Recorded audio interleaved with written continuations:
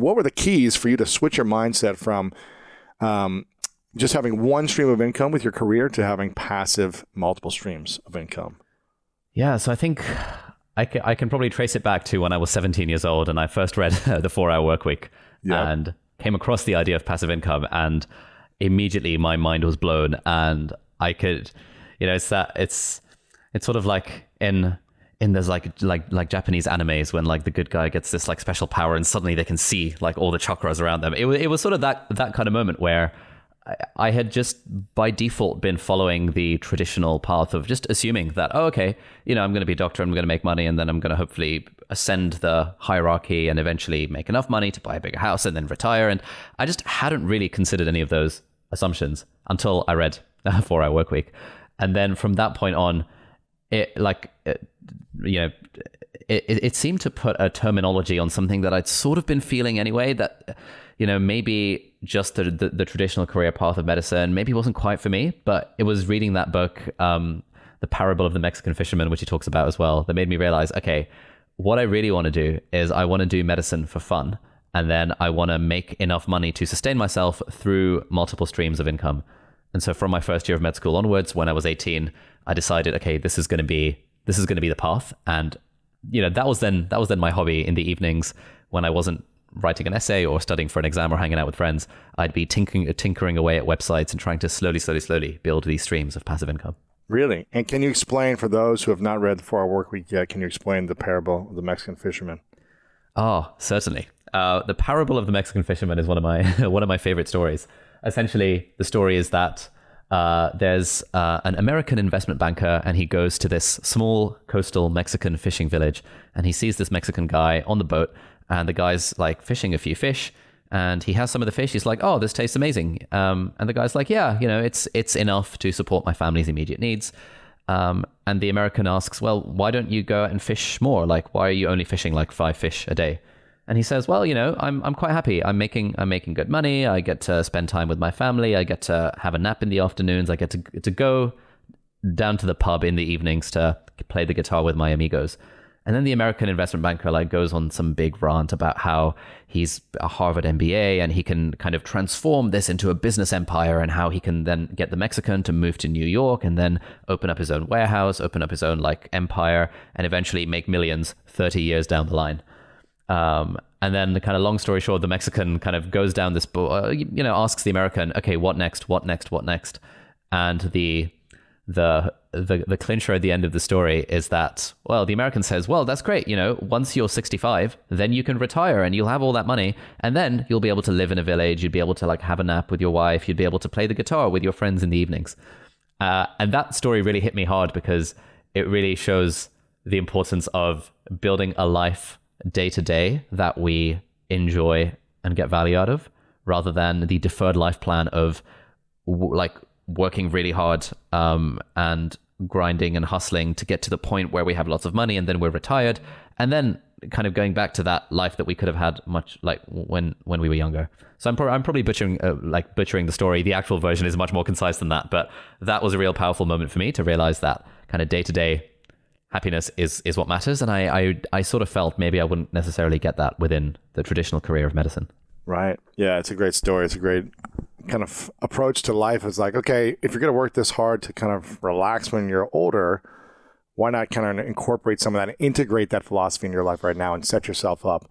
And obviously there's different seasons of life where we've got to be working hard and learning a new skill and developing, and kind of to build something in the first place is going to take time and energy to do that for a lot of people, but especially in our modern world. But there are things we can do to build up passive streams of income to hopefully not have to overwork ourselves so we can have a happier, healthier, productive life. I'm curious, what were the keys for you building passive income in the beginning when you started it? And how many recurring streams of income do you have today? Oh, okay. So today there's probably around somewhere between 8 and 10 kind of big categories. And within those 8 to 10 big categories, there are sort of like dozens, if not hundreds of smaller categories, which we can certainly go into. I think the key, like one of the keys at the beginning was actually learning to code. Really? Anytime I get an Instagram DM from someone being like, hey, how do I build passive income?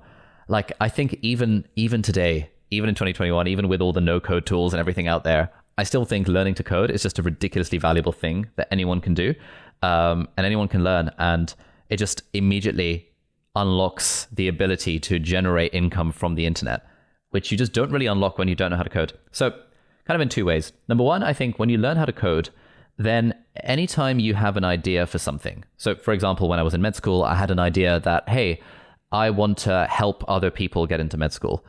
And it kind of the non-coder way of approaching that is, okay, cool. Let me run a course, let me create my materials, and let me advertise it to my local neighborhood and see if one or two students will, bite and take my course.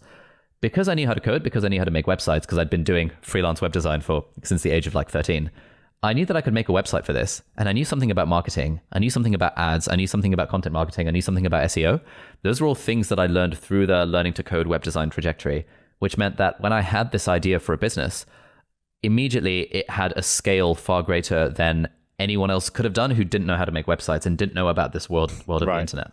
More than just let me print some flyers and put them at the coffee shop and hope someone like pulls a number and calls me randomly, and then I have one client, and then Yeah, absolutely. So I think that's one aspect of it. And then, later on, a few years down the line, in medical school, sort of on the side while I was preparing for my med school exams, me and my brother, we both knew how to code. Neither of us did a degree in computer science or anything, but we kind of dabbled with it on the side. And so we created this software program, again, helping med students because that was the niche that I was in. It was like an online question bank with subscription billing and an interactive kind of system with JavaScript and like React. And again, if we didn't know how to code, that wouldn't even have been a possibility, let alone something we could have created for ourselves. Or you would have thought like, okay, I need to make some money to go hire someone to code this and try to tell them exactly what I want, and this long process of edits and clunkiness without the speed and the knowledge that you had of what you wanted to create in the moment. Yeah, and I think even if you do hire someone, so since then, loads of people have reached out to me saying, "Hey, I don't know how to code, but I have this idea. How much would it cost to hire a developer to build this thing?" And that's always a hard question. It's like, well, it could be 10,000, could be 50, could be 100,000. Usually, that number scares people off. They're like, "Whoa, I was hoping it would be like $200 for someone in the Philippines, following the Tim Ferriss method." And having tried to outsource things in the past, it's genuinely really hard to outsource something, especially when you don't know about the thing that you're trying to outsource. So, I know how to edit videos being a YouTuber. And therefore, when I outsource editing to an editor, I know what I'm doing. Equally, when you know a little bit, at least the basics of how to code, that doesn't mean you necessarily have to code everything from scratch yourself, but it means that you're more able to outsource that because you now have an understanding of the landscape. Yes. Okay, so you learned how to code, and that was one way of really learning. Like, so when you can code, you can develop your idea and potentially make money from that idea. There are other things. Yeah, definitely. Is there anything else from coding that's allowed you to understand the internet besides building software and sites? Or how else can you use that skill?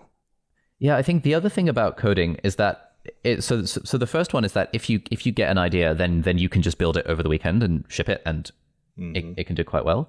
I think the other thing of it is, again, like when you learn to code, it unlocks an aspect of your brain and opens up your mind to ideas that you just wouldn't have had before. Really? So, explain. So for example, let's say I were to... Generally, when people talk about coming up with startup ideas, they say that you shouldn't just try and sit down and think of a startup idea. You want to find a problem in the world, preferably a problem that you're having yourself, and then think about how you might solve that problem. So let's think a few years ago, let's say you were to think, you know what, it's a real pain in the bum trying to get a taxi because, the taxis are expensive, they don't take card, it's an absolute nightmare. Now, if you're not a coder, you think, okay, this is a problem. I wish someone solved it. But if you're a coder, you think, this is a problem. Right. What would it take to solve this problem? Well, I guess all we really need is a middleman app that connects taxis with people who want taxis. And I suppose you could build that by essentially making a database, by having one table of taxi drivers, having one table of passengers, figuring out some kind of integration with Google Maps API, figuring out some kind of payment system, maybe using Stripe. And all of a sudden, you've built a very prototype version of Uber or Lyft in your head because you know how to code. And if you don't know how to code, you just your mind wouldn't even go in that direction. But if you do, it does. And that is where a lot of the most interesting and most profitable businesses over the last 2 decades have come from. People who know a little bit about how to code, being able to apply that knowledge to a problem they're having, and then kind of, the rest is history. Coding seems like it can be very daunting for people that have no understanding of it. What would you be doing? What other skill would you have taken on to generate passive income if you didn't learn coding? Ooh, interesting. If I wasn't going down the coding route, I would learn how to edit videos. And that's because basically every single YouTuber above about 5,000 subscribers hates editing videos and Right. needs someone to edit their videos. And there are so few YouTubers who actually outsource their editing because to them it feels too hard. It feels like, oh, I could never do this. No one can match my style. And I know hundreds of YouTubers at this point who are making good money who would pay to outsource editing if someone made it easy for them. And so if I were, let's say I were 14 years old and I wanted to create a side hustle, or let's say even I were like, I don't know, 26 or 35 or whatever, and I wanted to create income on the internet, I would learn how to edit videos. I have a Skillshare class on this that people can access for free. In 2 hours, you learn how to edit videos from zero to YouTuber level using Final Cut. So you just take a course or just follow free YouTube tutorials because they're all for free anyway. You learn how to edit videos within a few days. And at this point, you can then outsource, you can then market your services as a video editor to other YouTubers. This is not passive income, but I think one of the things with passive income is that you have to start with active income initially, and then you passivify it over time. It's very, very difficult to just go straight for the passive income. Right. How would you pacify it over time as a video editor or as a coder if you weren't doing it yourself, project to project? Yeah, so I think as a coder, the key would be building a product. So software as a service or some kind of app. Those are the sorts of things that you build it once and you can sell it multiple times. And then obviously, the marketing angle comes in, the sales angle comes in, and you start to learn so much about these sorts of fields. And even if the thing doesn't fail, I tried building apps and websites for 7 years before anything was successful. But all of the lessons I learned throughout that time, yeah, because I started age 13 and I was doing freelance web design. Every year, me and my friends would come up with an idea that, we're going to make money through this. This is the next big thing. And it would always fail. Next big thing, 100%. We tried like MLM, multi-layer marketing. We tried like pyramid schemes. We tried the whole, we tried everything and it all failed. But it was all such a good learning opportunity, such that when I was 19 and I had the first idea that was actually successful, I knew enough to be able to build it myself. So I think on the coding front, you passivify it by creating a product, a digital product. I think on the video editing front, there are two ways to passivify that. Way number one is to teach the thing. So there are still loads of people out there who want to learn video editing, and teaching something, turning into consulting, turning into a course, and probably not an ebook for editing, but that kind of stuff is passive income. The alternative way to do it would be to kind of build essentially a services agency. Like if you really understand the market of being a YouTuber, and this is probably the business I would be in if I lost everything else, I would start editing videos for other YouTubers. I'd initially offer my services for free for 30 days. I'd make it super easy for them to say yes. And then once I've got a few clients, I would then hire my own team to edit the videos for them. And I would just be the final cut, like final level of quality control, and build up that sort of agency system over time where I'd be able to say to any YouTuber, look, we can edit your videos. We're priced competitively. The quality is really good and we'll take care of it. And it wouldn't be passive as such in that I would have to do a lot of work to build up the business. It's scalable. But the skills I'd be learning along the way, it's extremely scalable at that point. Right. What is the top 3 revenue streams that you have on a monthly basis? You don't have to say the specific numbers unless you want to, but what are the top 3 revenue streams? So all 3 are... You said you have 9, right? There's 9 roughly. Yeah, 9 roughly. So I'd say the top one is a live online course that I teach called the Part-Time YouTuber Academy. That's something that started about a year ago. In that time, we've taught over 1,000 students. I think we've done about $2 million in revenue, of which about $1.6 million is profit, which is pretty good. And it's been really fun. In 1 year. Yeah, that's great. In 1 year. Yeah, so that's our sort of, I wouldn't really call that passive income. It's very like active in that it's a 6-week live course. I'm on Zoom calls all the time, helping people out. It's a very high touch, very accountability and community focused. So that's revenue stream number 1. Revenue stream number 2 is actually Skillshare. This is completely passive, and it's completely mind blowing how much money you can make from Skillshare. So I started making Skillshare courses in September 2019. So actually about 2 years ago now. And the very first course I made was just a how to edit videos in Final Cut, because I'd been doing it for 2 years at that point. I didn't really have any experience beyond that, but I just filmed myself editing one of my own videos and talking through it. And that class, Skillshare class, took me 1 day to film, and I hired a freelancer for 2 days to edit it for about $500. And that class has been making somewhere between $2,000 and $5,000 a month, every single month, since September 2019 for the last 2 years, without me doing anything marketing at all. I just have a link to it in my YouTube descriptions, and people find it through YouTube, people find it through Skillshare itself. Wow. And it's just insane how much money just that one class makes. What's the revenue split for Skillshare? The way it works is that you get paid per minute of watch time. And so, interesting. Yeah, it's sort of like Spotify streaming royalties. And so last time I checked, the number was round about somewhere between 3 and 5 cents per minute of premium watch time. So if someone has a Skillshare account and they watch your thing for 5 minutes, you'll make like 15 cents. But if you have, I don't know, a few thousand, a few tens of thousands, a few hundreds of thousands of people who are doing that, that really adds up. And so... So do they have to buy the course, or is it a free course? So it's sort of like Netflix in that people have a subscription to Skillshare, and then they can watch anything on the platform. For free after that. Yeah, they don't have to buy the course. That. Yeah, gotcha. Exactly. And Skillshare has a pretty good affiliate program as well, where anyone, in fact, this is a good way of generating passive income for anyone. Anyone can become an affiliate for Skillshare. And if someone just signs up for a free trial, they pay somewhere between $7 and $10 per sign up. Right. And so each month we make about $15,000 just off of a Skillshare free trial signups, and another like $50,000, $60,000 per month off of people just watching the courses that we've made over the last 2 years. So that one course brings in $2,000 to $5,000, but $50,000 to $60,000 a month on all the courses you have there. Yeah, we've got about like somewhere between 8 and 10 courses on Skillshare. Wow! And every quarter, every few months, we just think, you know what, let's make another one, and we've got an endless list of like course ideas. Really? Yeah. And the nice thing about doing a course is that like there's just an endless amount of stuff to teach, and because for me, teaching is the thing that I'm most passionate about, and the thing that brings me like intrinsic joy. Far more so than saving lives as a doctor, or even the coding thing. I've always been super into teaching since like the age of 13. And so it's pretty easy for me to like learn something and then teach it to other people through camera. And I enjoy doing it. So it's that perfect match of a thing that pays well, a thing that adds value to the world, and a thing that I personally enjoy doing as well. That's pretty cool. Okay. So you got the Skillshare, and then what would be the third biggest revenue stream? Probably third biggest is actually YouTube AdSense. So I think these days we're making somewhere between $40,000 to $50,000, $30,000 to $50,000 a month off of YouTube AdSense. And it's actually most of that money comes from our older videos. So videos that I made 3 years ago, 4 years ago, 2 years ago are still generating money each month.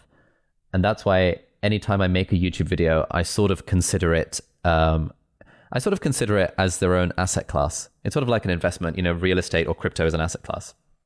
And you put money in and you expect that money to grow over time. It's sort of the same that if you make a YouTube video, you put the effort in once over a few hours to make the video. And then once it's on the platform and hopefully it's evergreen, people are just watching that as long as it's good. And then you just keep on making money. And so we've got 400 videos on the channel, and each one brings in a few dollars a day. But at scale, that ends up being somewhere between 30 and 50K every month. It's pretty fun to watch, isn't it? It's pretty fun to watch, yeah. It's not very fun in the early days when nothing is happening. I mean, but it's like any kind of compounding. I didn't make money for, first 5 years of really, when I was on YouTube, a long time ago, 2006 maybe, but just playing around. But it wasn't until 6 years ago where I started being more consistent. But I didn't make any money, literally any money. One, because I didn't turn on YouTube ads. And so because I was just kind of like, I just want to have free value out in the world. I just want to help people. I don't want to have sleazy like car commercials before my videos or something or whatever. And so I made zero money. I was just investing a lot. But then when we turned it on about a year and a half ago, I was like, oh, this is a lot of fun. You can see the payoff of years of work, of years of adding value, of years of showing up for people. And those are like assets. People continue to find them. They continue to watch them. So now I'm getting paid those, returns, those dividends for the time that we put in years ago, which is nice to see. Because on other social media channels, you've got to work hard to try to get attention or get people to watch something in the first 8 hours, and then it kind of goes away and you're not monetizing it. So that's why I like YouTube as a platform, because it's evergreen. It doesn't have to be like this new timely trend thing that goes away in 2 days and no one sees on your stream.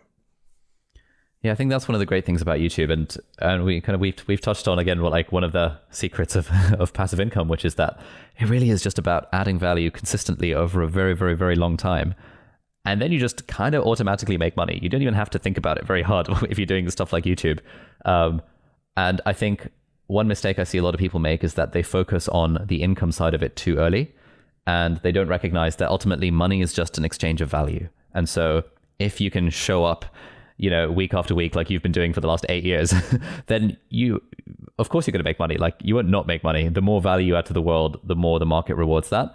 And the nice thing about the sort of stuff that you and I make, generally educational content, stuff that inspires people to live better lives, you don't need to be sensational about it. You don't need to be too clickbaity. You just need to make stuff that's useful, that's helpful to some people, and it just adds up over time. That's it.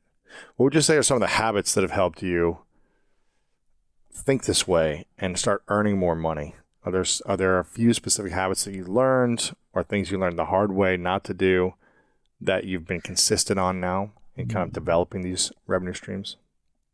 Yeah, that's a good question. So I think one habit is that basically anytime I find myself trading my time for money, I always think, okay, this is fine for the short term, but it's definitely not where I want to be in the long term. And so this is why I'm not really a fan of medicine, for example, trading time for money, consulting, coaching, trading time for money, like however we spin it. And I always think, okay, how can I take this value that I'm offering in exchange for my time and turn it into some sort of product that can preferably live on the internet, where you benefit from the scale of the internet, the zero cost of distribution, the zero cost of reproduction. And so, if initially people are, initially my med school admissions business started because people were coming to me and I was offering them tutoring on how to ace their med school interviews. And then I thought, you know what, let's productize this into a course. And then I would teach a course, and now I can teach it to 30 people at a time. And it's still trading my time for money, but it's now at a greater scale. And then the next step is, okay, let's take my time out of it. Let's hire someone else to teach instead. Let's build a team around it. And then let's turn it into an online course where now I've done the work once and I never have to do it ever again. And so I think that sort of way of thinking is one habit that's really helped over time. I think another one, which is a bit like underrated in this, is I always try my very best to enjoy the journey. And I think like people often say, like, how do you stick to doing YouTube videos for so many years before it's successful, before it starts to make money?